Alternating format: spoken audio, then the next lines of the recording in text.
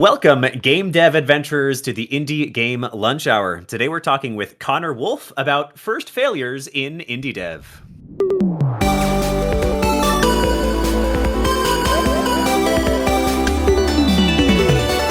The Indie Game Lunch Hour. Welcome, everybody, to our live magical podcast. In this show, we give game developers the chance to hear stories of breaking in from industry experts, as well as directly ask them questions about their areas of expertise in the second half of each episode. As always, I'm your host, Willem Delventhal, the headmaster at the Indie Game Academy, and the Purple Wizard. I was born in the very beginnings. I don't know. Anyway, as always, I'm your host. This is a live podcast that we host here in our Discord Wednesdays at 12 p.m. EST. So come and join us for the next one. Ask your own questions live. There's links to join down below.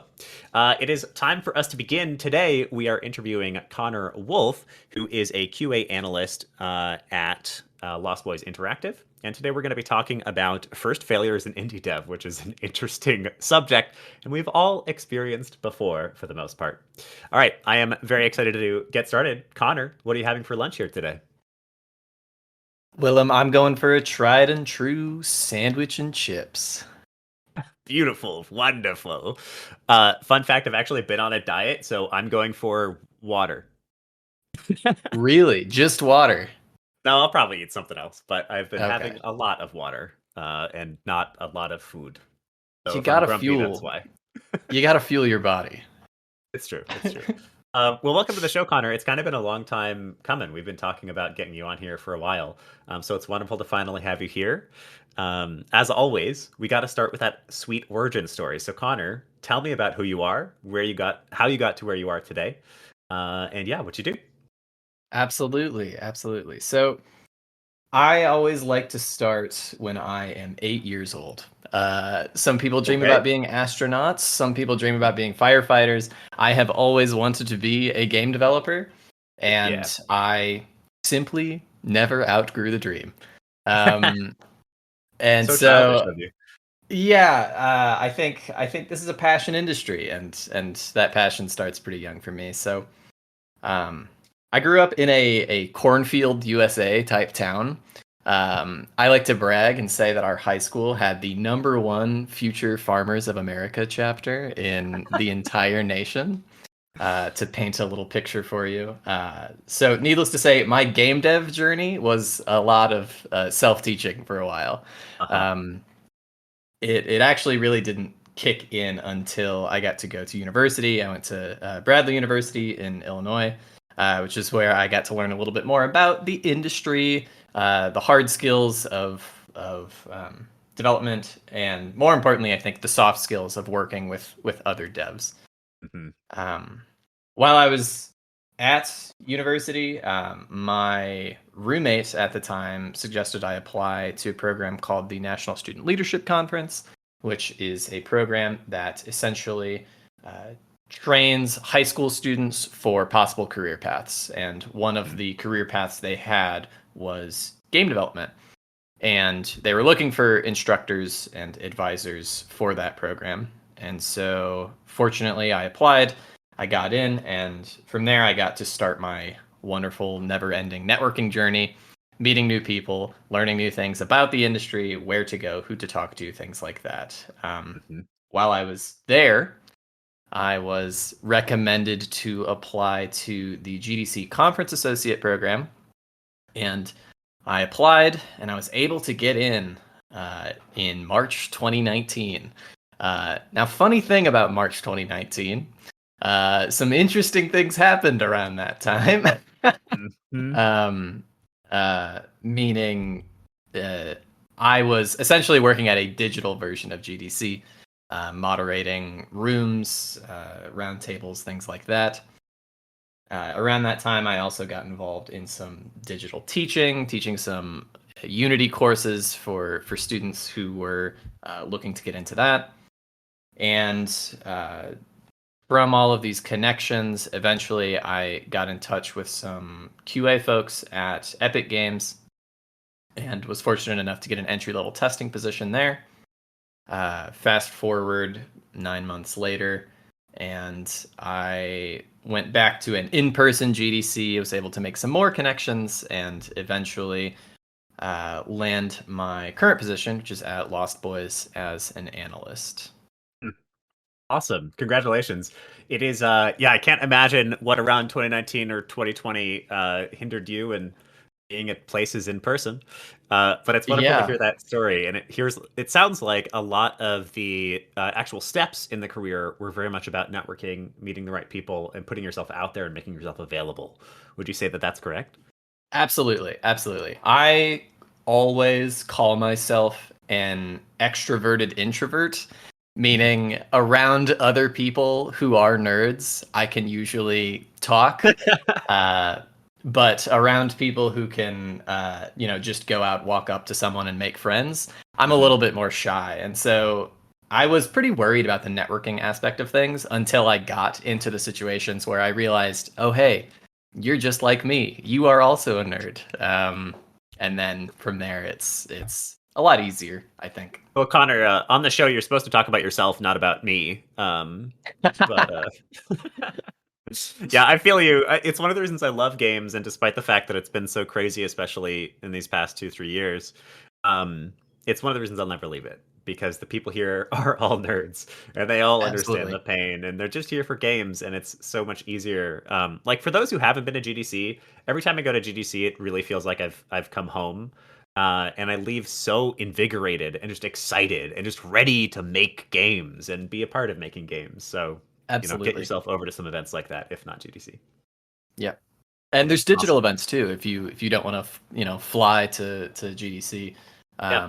I know there's this Discord server called the Indie Game Academy. They do a playtest Oh, night, indeed. which I've started attending because it's always so fun to see people who are passionate about their work and getting Uh, feedback on it. So Absolutely. Yeah. We do all kinds of other free events as well. So stop on by. There's links to join down below. And this is one of those free events right now. It's is that fantastic. I good? would love to hear. Do I get the money for the plug after Mhm, mhm. this or We'll okay, cool. set you up. We'll talk about making you a referral partner after this. You and I can. That is a joke. I have to declare that was a joke. Awesome. So I would love to talk about the topic. Let's get started with the topic. So what you Yeah. pitched at us for the topic of today's episode was first failures in indie dev. Mhm. Indies are very much on the rise right now, partly by necessity because there's just not enough jobs for the amount of butts that want to be in seats. And so people are sort of discovering that the way that they make a games career realistic is they just don't care too much about finding a role. They might continue to do so, but they focus largely on their own portfolio building and potentially even their own revenue generation in one form or function in games. That's actually wonderful. I love that. I'm excited that we're in a time of indie growth because even though it's a pain point, even though people are making less money, I'm losing health insurance like today or something. Not very excited about that. But it's still also, during these more trial periods of our life, this is when the industry tends to sort of reset and when new winners tend to come out. So I'm actually really excited that a bunch of fresh people are going to wind up starting wonderful studios, making money their own way, and delivering unto us brand new game concepts. Because let's face it, the AAA market's a little stale sometimes. So I would love to hear your thoughts. I'm really pumped about that happening. But what does it mean? What are the first failures in indie dev? Give us the 101. Yeah, so failure is always one of these things that I feel like we talk about, and it's a little bit gilded the way we talk about it. Meaning, you'll get the surface level, like, oh, it's so good to fail. It's so great. Because when you fail, you can move on to the next thing. Mhm. Folks, failing's not fun. Failing is not one of those things that you are going to look back on fondly and go, ah, yes, failure, my Boy, favorite. it was so great. I loved that time that everything was terrible. That was the best. Right. Yeah, but that is not to say that failure is a bad thing. Failure is something that is super important because when we fail, we have a unique opportunity to learn from our failures. Mhm. Um, I'm sure if you're in the indie sphere, or honestly, if you're in any creative sphere, you've heard the phrase before: "Fail fast, fail hard." Some variation of that, and that is good advice. However, I feel like that advice is often misinterpreted as just do as much as you can and screw it up as often as you can. Yeah. And so, with this topic, the reason I proposed it is because everyone fails. But not everyone realizes what that opportunity gives you.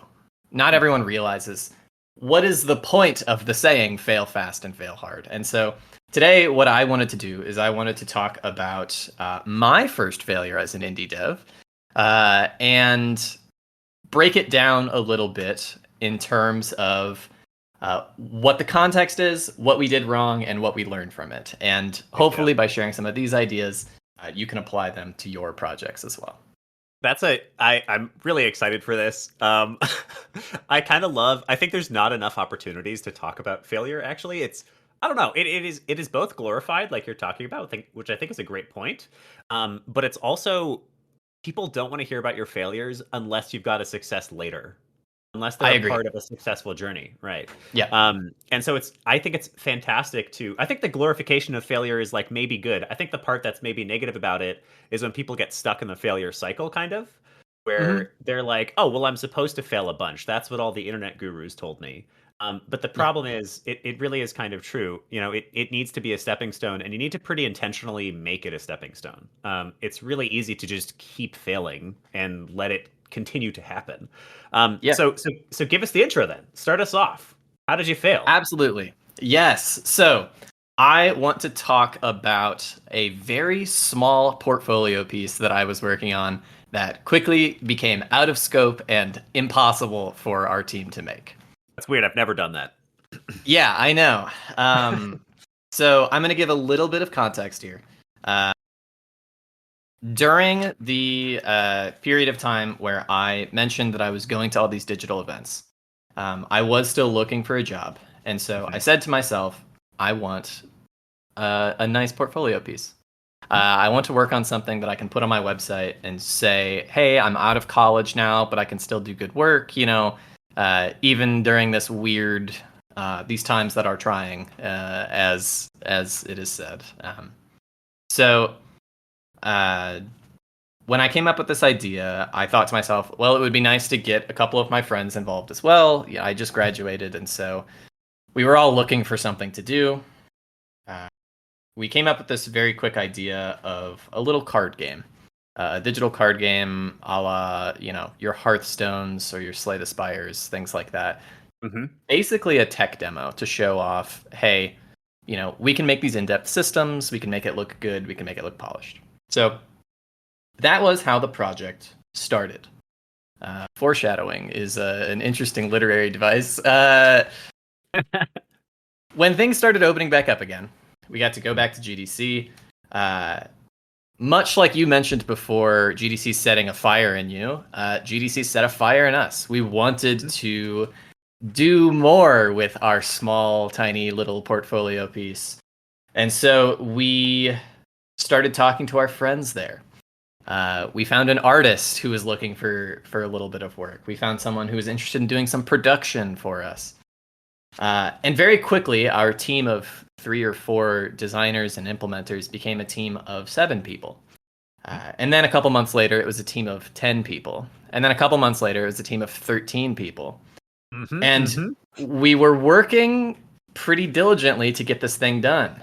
And let me tell you, just 16 months later, our team of 4 people was in a little bit of trouble. Wait, like the other 9 dropped off? Yeah. So here's the thing. Life is funny. And when your team is composed primarily of people who are looking for jobs and are talented, the crazy thing is those people find jobs because they're talented. Wild. And unfortunately for us, all of our having a lot of people, manpower, was during the pre-production phase. The phase where we were scoping things out and we were trying to set our goals of what we could do as a team of 13.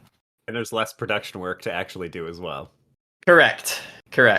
And so, unfortunately, I had to have a pretty tough talk with my team, and this was in last October, actually. Had a talk with my team. I said, hey guys, we have this project. We've been working on it for a really long time. I am thinking to myself, we've been working on this for 16 months at this point. it's going to take us another 16 months to get something shippable. And so we talked about it and we said like, hey, why don't we take a couple months and figure out what we're going to do next? And that is the anticlimactic finale to my first failure as an indie dev.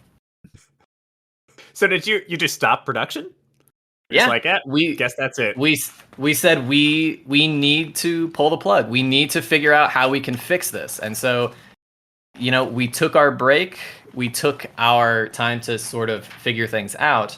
And now we are working together again. We are trying to figure out how can we scope something that is more manageable? How can we scope something that everyone's going to stay passionate about? Yep.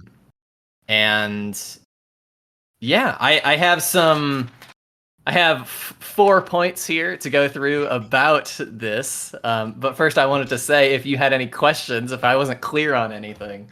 Yeah, I mean, it's a wonderful story, and it is fortunately, a pretty standard story.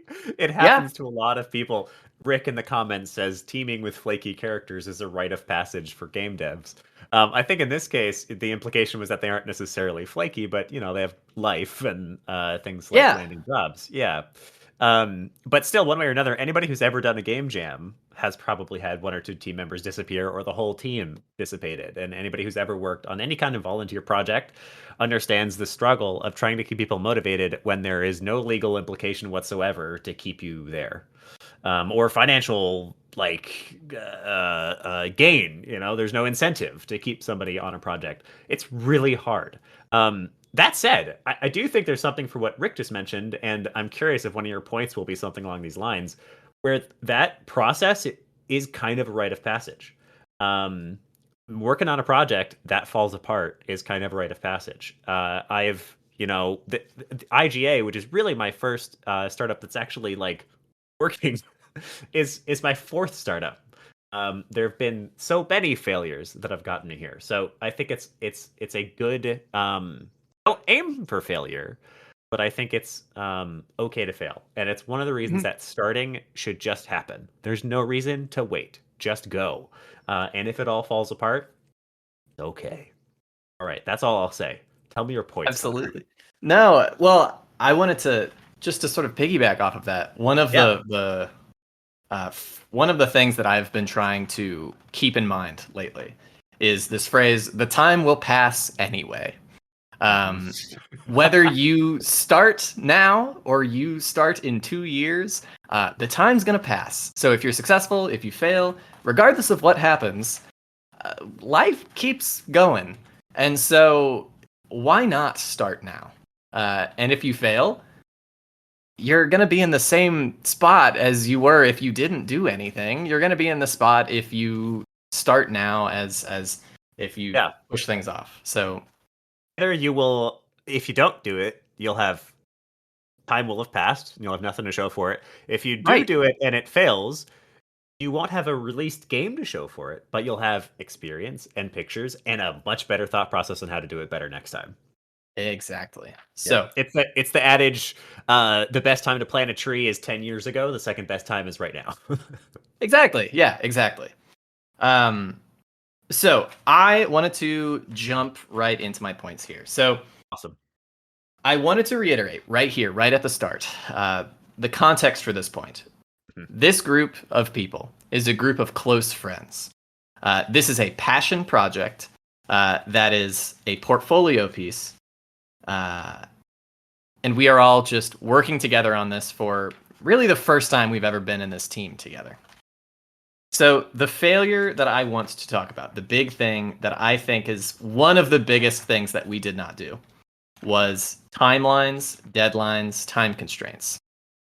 So life is life. We don't know what's coming around the corner. What we do know, if you have members on a team and they're looking for a job, you know that. You know that people are going to be people regardless. And if you say, do work whenever you get a chance to, they're going to do that. They're going to do work whenever they get a chance to. Now, here's the funny thing about when you get a chance to, is that is never a priority. Yep. if you frame the project as this is a passion project and there's no accountability, there's no constraint on how long you're going to be doing, people aren't going to work on it. And that's not their fault. It's just sort of a soft expectation.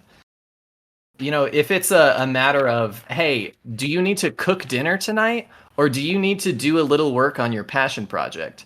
People are gonna cook dinner. That's just how it goes. And the part of this that is sort of a learning experience is learning how your team works together.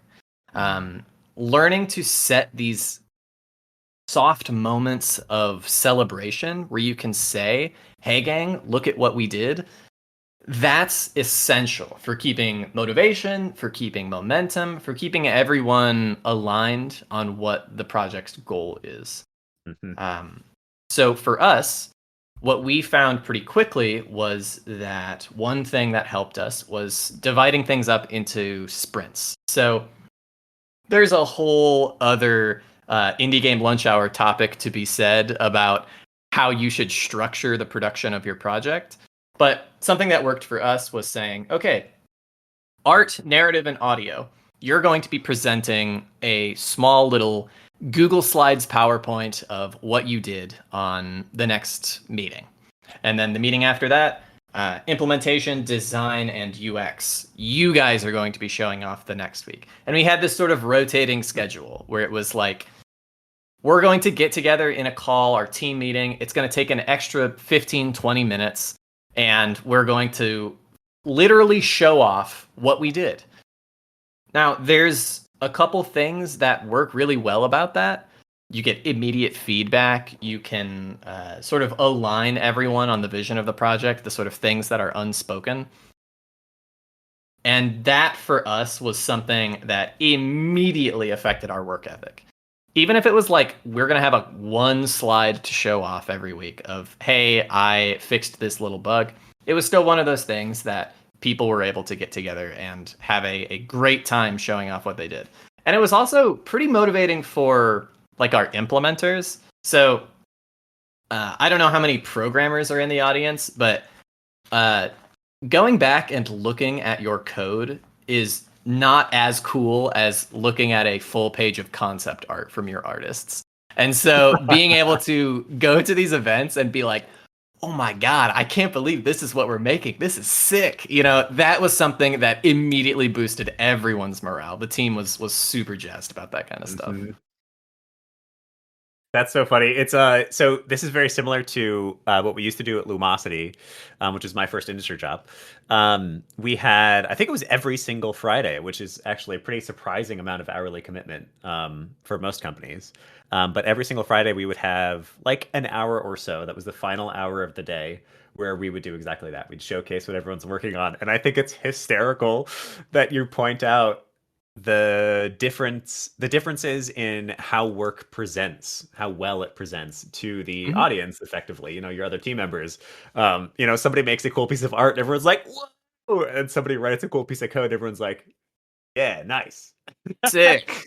Yeah. And that's something worth considering. I do love that though as a structure. It's something that actually we started doing at the Indie Game Academy and we kind of dropped off because it felt like it kind of just added more hours. We're a part-time team as well, so trying to fit in all the hours is hard. But you're making me want to do it again. It's a lot of fun to just check in and be like, hey, what'd you do? Let's celebrate it for a second. Celebration culture is huge in my opinion. It does so much for your team and for its culture. Yeah. Absolutely. Especially on, projects that stretch on for months and months and months at a time. You need to have those little victories because if you don't, it's like, gang, we've been working on this for a year and like, I don't even know what's going on. I don't know what the thing is to celebrate. So Yep. So awesome. So the first point is timelines, deadlines, and time constraints. Did we already cover the second point? I'm sorry if I missed it. No, I'm transitioning into the second point.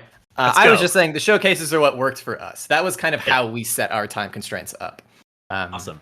So our second point here, we were designers who had not worked on this team before. We had this idea, and we had some other commercial products that we could look at as reference. And we scoped our game around what we saw. The failure here is that we are not those developers. And so the point here, the thing that we should have done is to scope in terms of time. Now, this is kind of a hard one, especially if this really is your first project. Scoping and budgeting your time is one of those skills that, like, unfortunately, you kind of just have to do stuff in order to figure out how long it's going to take you. But to give a sort of a concrete example, one that this is not related to the project. If you have a first-person shooter game and you say, we're going to make 6 maps, okay? Let's say you start drafting up that first map. The level designers take a crack at it. The environment artists take a crack at it. You send QA in there. You do some revisions on it. Let's say that whole process, that whole pipeline takes about 4 months. And you have already said, we're going to have 6 maps. We already have planned 6 maps. That's going to take 2 years for you to just do the maps. 24 months. And you need to ask yourself at that point, do I want to be working on this project for 2 years? For 2 years. Am I willing to commit to that? And honestly, 2 years is like, your estimate. So it could be 3 years. Exactly. They say, I think it's like you should always add 30% onto your time budget, just like at the end, whatever number you get, slap 30 on. One of my very first mentors used to tell me to actually multiply it by 3 to 4. Whatever you think it's going to take you. As your first learning, whatever you think it's going to take you, multiply it by 3 or 4, and you'll be more accurate. Yeah. And that's one of those things. 6 like, years. if you start thinking about your project in terms of how long is this going to take me, I know that's kind of taboo. It's mixing the creative brain and the business brain of being like, you need to set these realistic scopes, and this is how you do it. So for us, and what I would recommend for the folks in the audience who are trying to do this, especially for their first time, is to prototype and stress test things. Prototyping is one of these things that I am really getting into lately. I have been taking the phrase code with a sledgehammer is kind of what I have been saying, meaning go into things with the intent of it being ugly to look at. There's a whole lot of talk about like best coding practices, or how you should do things most efficiently. But at the end of the day, if you're trying to figure out how to do something, you need to put that part of your brain on hold, and you just need to do something. Prototyping is a great way to do this, and stress testing is sort of the next step of this. It's how long would it take me to do this? And that's a key point that I think helps in that scoping in terms of time thing if you're a first-time developer. Amazing. So is that point number 2? That's point number 2. Scope in terms of time. You'll see there are some common threads among my recommendations of your first failures here. I can tell you failed, sir. Yeah. I love I think part of what this alludes to, like sort of a larger lesson, I think, to pull out of this is just the pragmatism of approaching games. I think a lot of beginning developers, juniors, or people who have only worked on a game or two or have only like kind of done some practice projects, there's like an optimism that comes with game development that is simultaneously wonderful and leads to really beautiful projects and leads to really deep creativity, but is also, along with that wonderful part that is genuinely wonderful, it's super dangerous and sinks so many projects. It's really easy for you to assume the best. Example from my personal life, we ran a Kickstarter for an AR tabletop board game. To the public, you're supposed to put your pledge amount for a Kickstarter or crowdfunding pretty dang low, but internally you generally have a much higher estimate that you're actually hoping for. Our internal hope was that we were going to make $150,000. That's what I told my team. We're going to do this. We're going to make $150K. Did I have evidence to back that up? Not really, kind of. I'd done some research, but mostly it was me being really optimistic. And instead, what we made was exactly what all of the formulas estimated we would make, which is about $30,000. And our team survived and we shipped the game. And so, it's a great failure to learn from, or maybe success. But still, that optimism led to a really severe drop in the morale of our team. And to be honest, we sort of petered out how hard we were working on the project as a result of that, because everybody was expecting 150K. So instead of being excited about even being able to ship the board game at 30K, we were all just bummed out. And it took us so much longer to work on the damn thing than we thought it would. Right. So that optimism, I think, needs to be tempered by pragmatism. And that, I think, that by just being super straightforward. Let's talk about it, the crappy stuff as well as the good stuff. And I think that's part of what you're alluding to with scope in terms of time. You should not be planning with optimism. You should be planning as pragmatically as you can. You should be designing with optimism. Hell yeah. But yeah, when you plan the thing out, expect it to take forever. Yeah, and sort of a minor tangent. The way that you can do that really well is have one person be a director creatively and one person be a producer. I suppose pragmatically, like you said. So you have the designer, the developer, the director say like, "Oh, this is what we're gonna do. This is what we're gonna do," and then you have the producer step in and be like, "Buddy, that's gonna take us 6 years to do that. Let's try to come back." And having that sort of relationship, that sort of, I guess, friendly antagonism, constructive antagonism, can lead to a product that is closer to what the director wants, and also a product that you can make. So that's sort of the eternal dance, the designer and the producer. The designer says, "We can do all this," and the producer says, "Probably not. Let's talk about it." Yeah, absolutely. So. Right. Number 3. The third point, the last point here that I have. I know I said 4 earlier, but I misread my notes here. This is the third point that I have. Disappointed. I'm sorry. This is the point that I think is the most important. This is the one that I would say that, like, if you're going to take anything away from this podcast, you're going to want to take away this point, and that is expectations. So, as I've mentioned a couple times, when we started working on our project, this was the idea that this was going to be a portfolio piece. It was going to be small. The more people we could get involved was so that it could be more polished and we could produce it faster. What we failed to do was properly convey those expectations to each other and stick to them. So, how can you learn from this? And this is something that I think everyone can do. When you start a project, when you start working on something, you should go into it with the question, why am I making this? Now, that question can have a lot of different answers. The answer to that question can literally be because I'm bored and I want to throw something in engine. But you need to keep that in mind going forward. When you start the project with certain expectations, you need to stick with those expectations until the end of the project. So, for example, I've mentioned before, I do coding. I do programming. I've already mentioned code with a sledgehammer.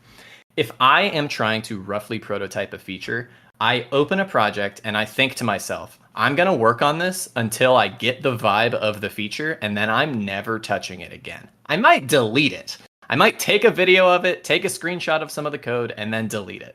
Because the thought process that goes into that versus the thought process that goes into making a portfolio piece, very different. You're showing off 2 different skills. You're showing off 2 completely different skills. And you need to keep that in mind. If you're going into a project with the thought of, I want to publish a project, I want to make something shippable, you need to keep that in mind. Because that mindset, that's going to trickle down into everything you do. It's going to trickle down into the design. It's going to trickle down into the prototyping. It's going to trickle down into those time constraints that you're setting. Because those expectations are what are driving you to complete whatever it is you're doing. So you need to find your purpose. You need to set those realistic goals. And then you need to work backwards. From there, you can say, how long is it going to take? What do we need for this? What do we need to show that we can do? What do we need to prototype to make sure it's within scope? And then from there, everything will start to work out. And I feel like the expectations are the thing that most people on their first project do not have correct. Yeah. Yeah, I think Rick made that point earlier that like working with flaky people is a rite of passage. I would expand that statement and say failing at a game project is a rite of passage. Failing at multiple game projects is a rite of passage. And the reason that I guess I make it a little bit bigger is because like a bunch of this stuff, like properly expectation handling with yourself and your team, is one of those things that you're gonna like think you did right. You know, you're gonna listen to a podcast like this, and you'll be like, okay, sweet, I'm gonna do that. And then you're gonna try it, and then you're gonna realize, man, I really didn't do that very well. And I 100% agree that this is one of those things that is like hugely important. We did an experiment pretty recently at the Indie Game Academy where we made what we called a mega team for Ludum Dare. We put together a team of 48 people to build out a little narrative RPG. And it was awesome, but there was so much of it that got so messy so fast. And we spent over a month preparing to run a 3D game jam.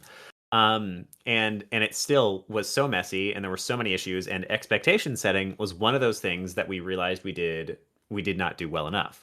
We had actual agreements that people just verbally agreed to. We didn't quite do contracts. But we did have written agreements that people were agreeing to, and those written agreements said things like, you know, here's the hours that we expect, here's what we're, you know, hoping you do at these time periods. But one of the things that we totally didn't think of doing is that we wanted to release the thing on Steam, and that took a bunch of extra hours that nobody had actually agreed to. So that's the kind of thing we like thought we did it right, and we still messed up. So I think this is all a bit of a learning experience, and it's important for you to make the mistakes. It's the topic of the day for you to learn a little bit more about it. In one way or another, I love this as a third point. Expectation management and expectation setting with yourself and your team is a really wonderful idea. And just jumping in and starting a game feels great, but there's so much that you can do to serve yourself and your team if you have a team, just by spending a second to say, what's the actual objective of this thing? What are we actually trying to do with it? Absolutely. And it sort of ties back into what I was saying at the beginning about how failure is supposed to be something that is self-reflection. If you go back and you then look at what your expectations were and what happened on the project, that's how you can start identifying things that you're failing at. You know, if you said we wanted 10 hours of content and you only got 2, well, then you need to look at your production pipeline. If you set these expectations, you're basically giving yourself your own success. You're setting your own goalposts. And from there, you can very easily figure out if what you did was helpful. I love that. Yeah, it's its own learning tool as well. Even if the expectations are not met, then at least you have a goalpost to compare where you got to from and learn a little bit more about, you know, doing it better next time. All right, I want to make sure we've got some time for community questions. So I've pulled Rick up on stage. Rick, would you like to ask your first question? You're currently muted if you're talking. Yeah, thank you. Okay, so you mentioned learning the working style chemistry of your teams and how some people you'll work with better than others. What are your strategies for vetting if you have chemistry with specific developers, and how do you identify that you even do? And then once you've found somebody, when do you decide it's time to work on a longer term project with that person? That's a really tough question. I think I have been fortunate enough that a lot of my experience from development has been with people that I already have chemistry with. I know there are folks that go on to sites like Fiverr or Upwork or join communities like this, and that's how they connect with people. My suggestion would be that you sit down, have some conversations about what you are passionate about in games. Actually, the team that I was working on has now been repurposed into a new team where we have a couple new team members. And for a while, we did a lot of exercises exploring like what makes us passionate about games. And so if one person or if a couple people came and they were like, I really like deep narrative games with themes and stuff like that. And then somebody else comes in and is like, I love MMORPGs, which famously maybe the narrative takes a little bit of a backseat from time to time. we would know that there's a little bit of a disconnect between those people. So one of the things that we did is we kept doing this sort of idea, this exercise of like, what makes you excited? What makes you passionate? And eventually we were able to find this sort of golden zone, this Venn diagram area where it was like, okay, everybody here likes aha moments. Even if it's, you know, the narrative big reveal versus the detective being able to point and solve the mystery. So my suggestion would be, if you are working with somebody, find the things that you are both passionate about and decide what you want to do from there. Don't do it vice versa. Don't say, this is my idea, and now I need to find people that fit this idea.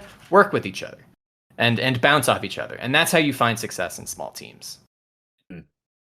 Yeah, that sounds very insightful. I know that what I like to do is jam with a lot of people and find like we purposely do low scope, low stakes games together. And then from those jam people, you know, you find there's a few people you really hit it off with and had a good working cycle. And those are the people you say like you have follow-up conversations and say, "Hey, let's you want to do this cool idea?" Absolutely. Absolutely. I think that's a great strategy. I love that as a point too, because it's worth mentioning. So, for instance, when at the Indie Game Academy, one of the things that we have people do is what's called filter listing of ideas before they commit to anything, and that is essentially just you setting objectives and comparing your game concepts against those objectives. But one of the objectives that we always include in there is personal excitement of the team. Because it's undeniable in an artistic field like this that on the other end of the production process, when that game is done, you can feel when the team was just having a fun time and was just pumped about making that game. So I love this idea of sort of balancing out, you know, just what is the team excited about? Let's figure out what the team's excited about and maximize for that. Rick, do you want to ask your second question? Keep you on stage for one more. Yeah, sure. So you were talking about the rhythm of communication between the people who have these big ideas and the people who are actually implementing these big ideas. So what are the signs you have an effective push and pull rhythm between the ever optimistic design team who's like, we're going to add this and we're going to do this and it's going to be huge. And then the ardently pragmatic implementation squad who's just going to say like, hey, we have only gotten halfway through your last idea, and your idea now is going to require like twice as much time than what we're currently working on. Like, let us finish something. Like, what is the sign that you have a good, effective communication between the people who fit those roles? That's a great question. So, the first thing that I want to establish is that on small independent teams, small indie teams, you're not going to have well, I don't want to say in absolutes, but you're probably not going to have a designer who is just a designer. You're going to have a designer who is also an artist or a designer who is also an implementer, which is what our experience was. So with that push and pull that you mentioned, the first thing that I would say, you absolutely need to have a level of trust.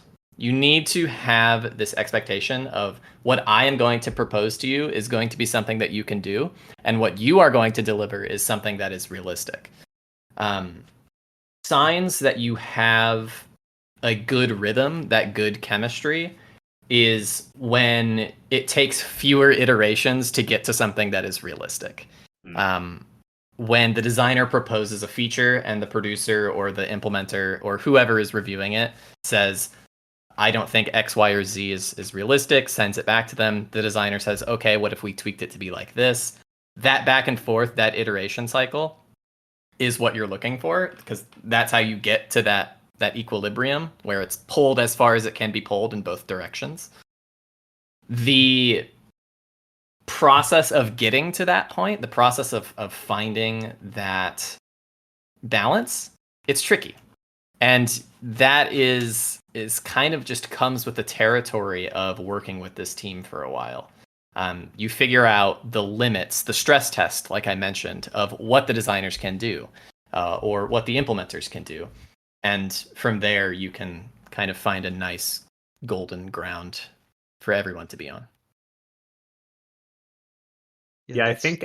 Good. Thank you. Thank you, Rick. Yeah, I think it's really. This is a super tricky one. I've been asking a lot of people this question, and basically, how do you handle conflicting creative ideas? Um, and I think there's no perfect answer, and I think a lot of it comes from failing and figuring out what works best for your team. And yeah, we could actually, that's another one we could talk about for an entire episode. But I want to get a couple more community questions in. So I've called Easy D up on the stage. Easy D is actually curious about quality assurance, and then we're gonna get probably one more question in, then we'll say goodbye. Sure. Easy D, would you like to ask your question? So I was just wondering if that was a entry level role because earlier when you mentioned it, when you mentioned QA analyst, I had come across some other industries that mentioned QA stuff, and as I'm still on my journey to get into the industry myself, I hear a lot of folks say, hey, you could do quality assurance analyst or a testing, and they say that QA testing is similar to game testing, and game testing is I hear all I hear is that game testing is another entry level role, and they say it's the best one to start with.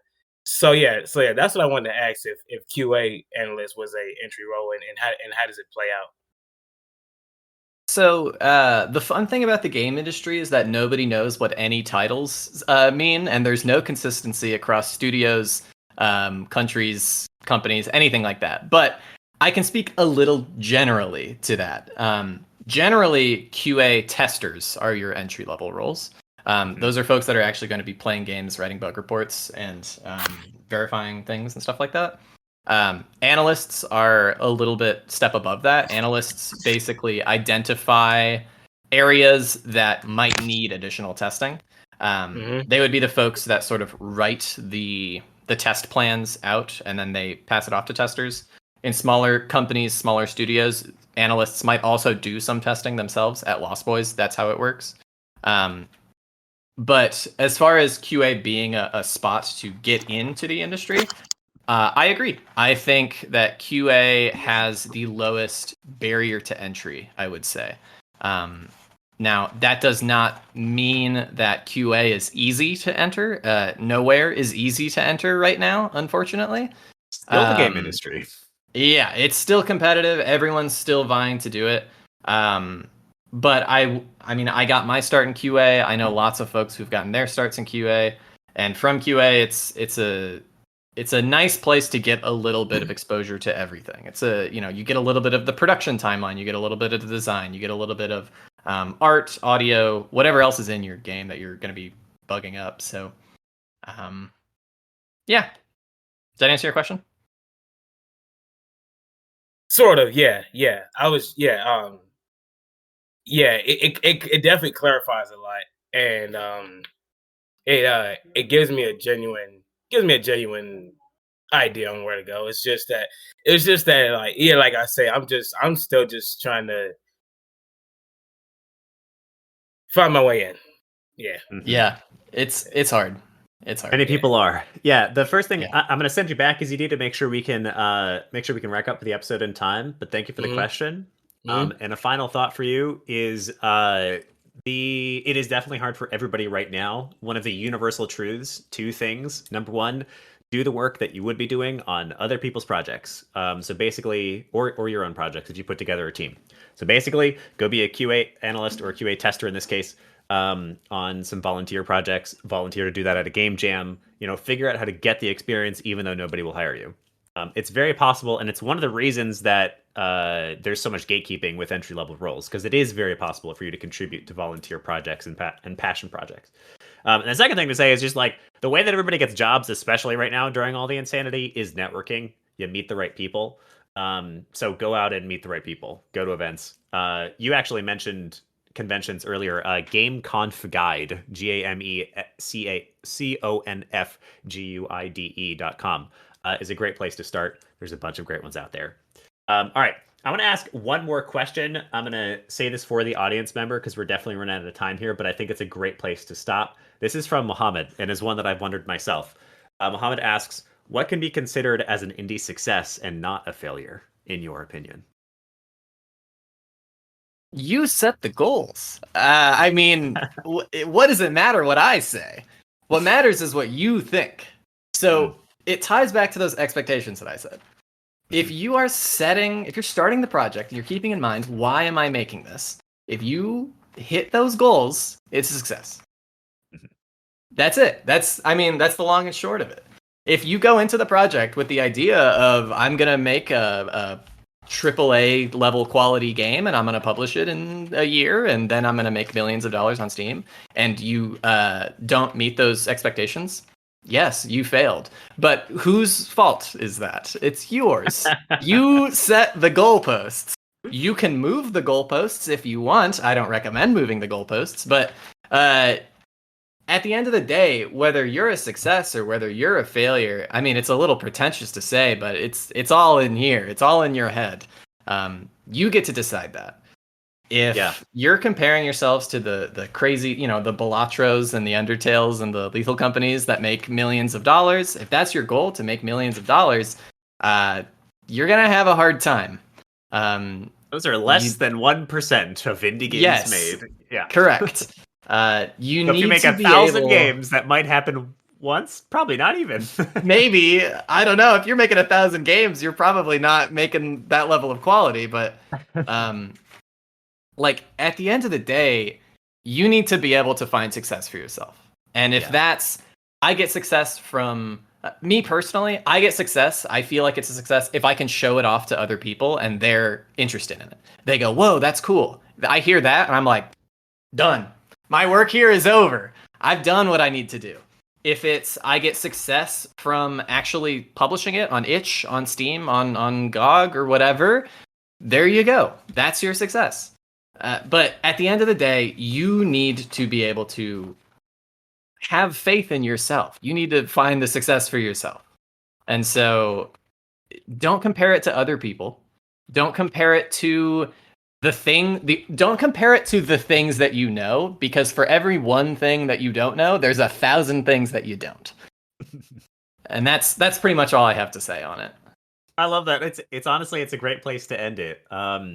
Success is what you define it as. That Kickstarter I mentioned as an example, I view it as a success. We didn't make $150,000, but you know what? A bunch of cool boxes of cool game we got to work on with cool art out in people's houses, and that's awesome. You completed a Kickstarter. That's awesome.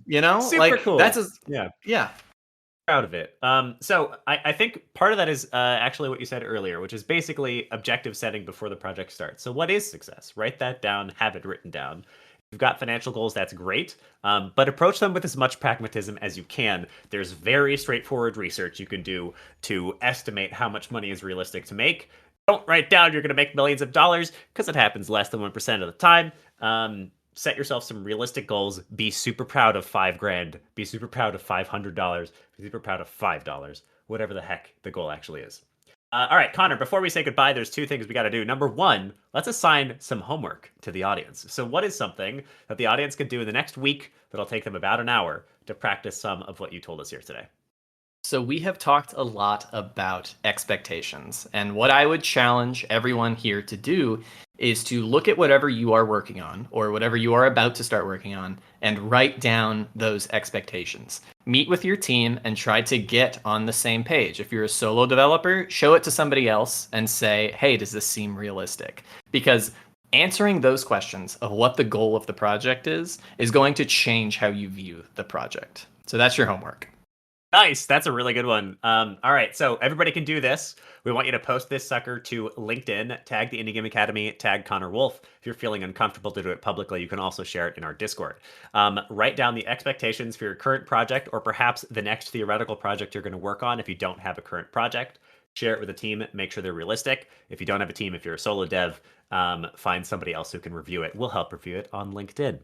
All right. Absolutely. And remember, of course, the 3 lessons of first failures in indie dev. Number 1 is to scope. Oh, I messed it up. Number 1 is timelines, deadlines, and time constraints. Number 2 is to scope in terms of time. And number 3 is expectation management.